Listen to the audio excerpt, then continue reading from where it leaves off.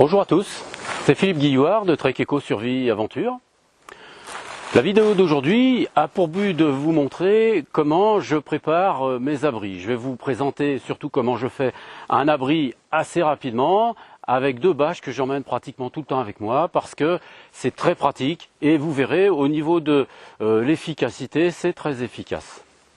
Il est important de choisir les arbres entre lesquels vous allez placer votre hamac et votre abri. Ici, j'ai choisi des chênes parce que les troncs sont relativement faciles à atteindre et que les cordes vont facilement s'agripper sur ceci. D'autre part, ça me permet de voir surtout, et ça c'est important, de voir si les branches du haut sont mortes ou pas et si elles vont tomber ou pas. Car ça c'est un danger qui peut arriver parfois lorsqu'on place un hamac ou lorsqu'on place un tarp ou ce que je fais, c'est-à-dire des bâches, c'est-à-dire qu'il y ait des branches qui puissent tomber et évidemment qu'elles ne vous tombent pas sur la tête. Très important, la première chose, en tout cas dans les premières choses à faire, ça sera de nettoyer l'endroit où vous allez installer votre abri. Ensuite, on va utiliser, et là je vais donc répondre à une question qu'on me pose souvent, vous allez utiliser une corde. Donc c'est la corde que j'ai toujours avec moi en l'occurrence, elle me sert à cela mais pas qu'à cela. Donc on va utiliser la corde et on va, entre ces deux arbres, tirer la corde de telle sorte qu'ensuite nous puissions installer les bâches qui feront notre abri. Si l'idée de dormir dans les bois vous tente et que vous vous demandez comment faire un abri pour vous protéger du vent, de la pluie éventuellement, voici une idée que j'utilise régulièrement lorsque je suis en forêt. Cet abri peut avoir une surface très importante si vous le souhaitez, puisque cela dépend des bâches que vous allez utiliser. Dans mon cas, j'utilise des bâches de 2 mètres par 3 mètres, ce qui me permet une surface au sol d'environ 12 mètres carrés. Il nécessite d'emporter avec soi 2 bâches, pas forcément identiques, et une corde d'une longueur d'environ 10 à 15 mètres. Il faut emmener aussi de la petite ficelle. Les piquets seront faits sur place.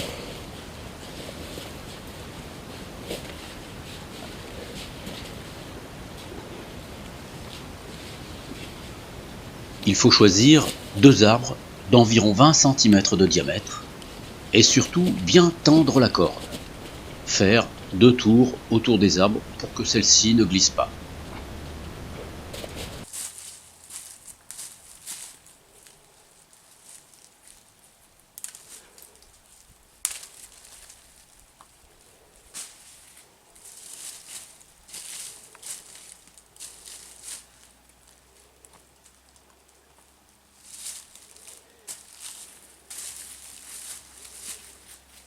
Une fois que vous avez tendu les 2 cordes, on va pouvoir installer maintenant les bâches. Alors il est important que les 2 cordes soient espacées d'environ au moins 20 cm l'une de l'autre.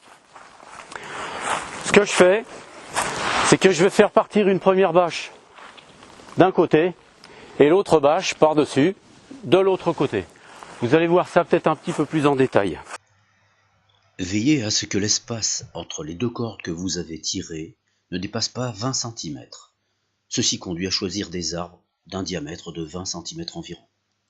Il faudra ensuite accrocher la bâche à la corde qui lui est opposée, de telle sorte qu'une des 2 bâches passera au-dessus de l'autre. La bâche que vous mettrez à droite sera fixée sur la corde de gauche, et la bâche de gauche sera fixée sur la corde de droite.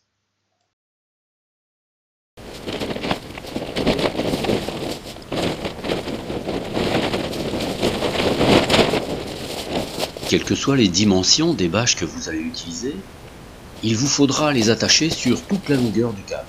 Et pour cela, il vous faudra préparer des petites ficelles qui vous serviront à la fixer à partir des œillets.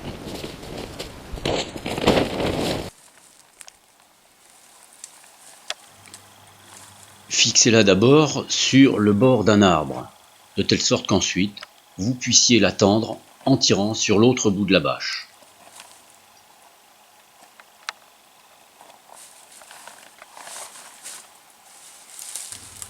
Chaque fixation nécessite de découper une petite longueur de ficelle. Soyez prévoyant d'en emporter suffisamment.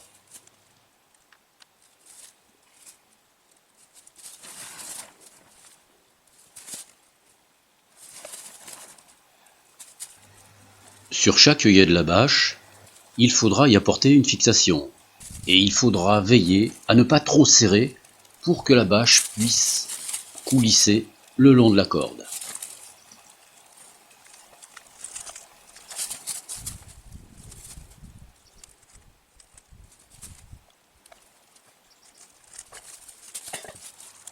Il faudra enfin tendre la bâche à partir de la dernière fixation.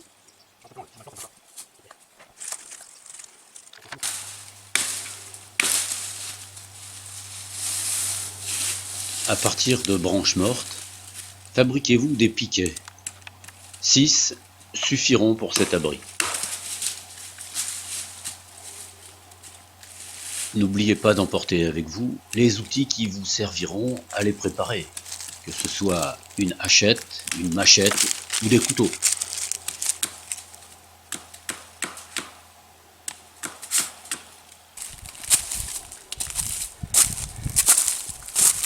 J'ai fait quelques piquets là.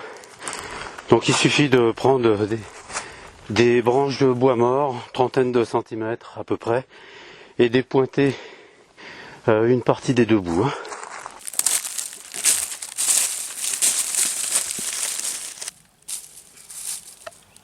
En tendant la bâche, vous réglez la hauteur de plafond sous celle-ci, mais le passage du vent sur les côtés. On place les piquets dans l'alignement de la bâche en les déportant légèrement vers l'extérieur. N'oubliez pas que plus vous mettez les piquets loin, et plus vous ouvrez le passage à l'air ou au vent. Mais vous augmentez la hauteur sous plafond, ce qui est l'objectif de cet abri en principe. Ce sera à vous de choisir ce que vous préférez. On va fixer maintenant la deuxième bâche sur la corde qui reste. Si vous ne vous êtes pas trompé, cette bâche va passer par-dessus l'autre. Comme pour la première bâche, on la fixera d'abord sur l'arbre et ensuite on tendra cette bâche en veillant à fixer chacun des œillets par une ficelle, le tout étant ensuite tendu grâce au deuxième arbre.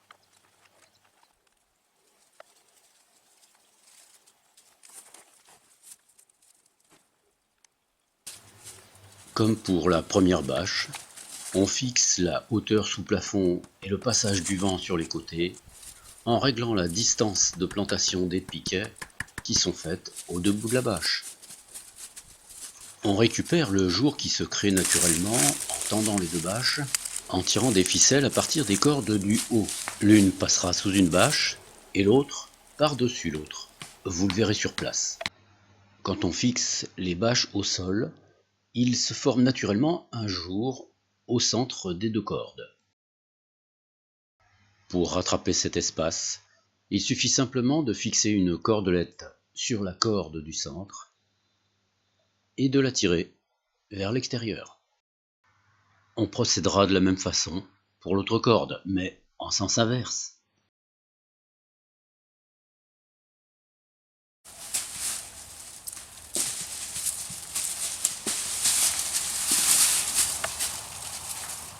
Enlevez les pierres qui sont au sol et grâce à une branche, faites un petit nettoyage de l'ensemble des feuilles.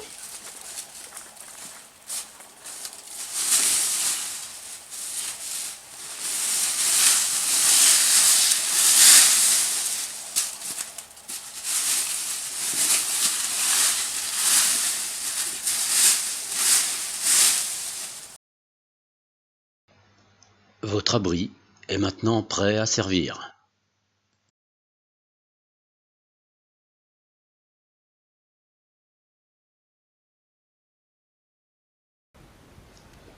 Si vous avez bien travaillé, le toit est bien étanche.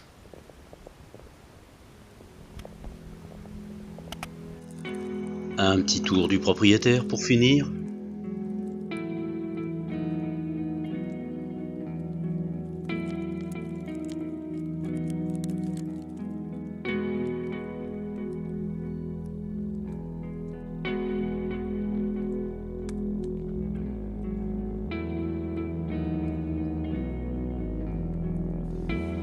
de loin ou de près, ils se font très bien parmi tous les arbres. Ici, il est équipé de son hamac. Alors, le principe de cet abri qui est assez simple à réaliser, puisqu'il faut, en gros, en comptant le nettoyage, la mise en place, etc., il faut 3 quarts d'heure pour l'installer. Cet abri ne pèse pas très lourd et il peut durer pendant largement une semaine, à partir du moment où vous avez bien ficelé toutes les attaches.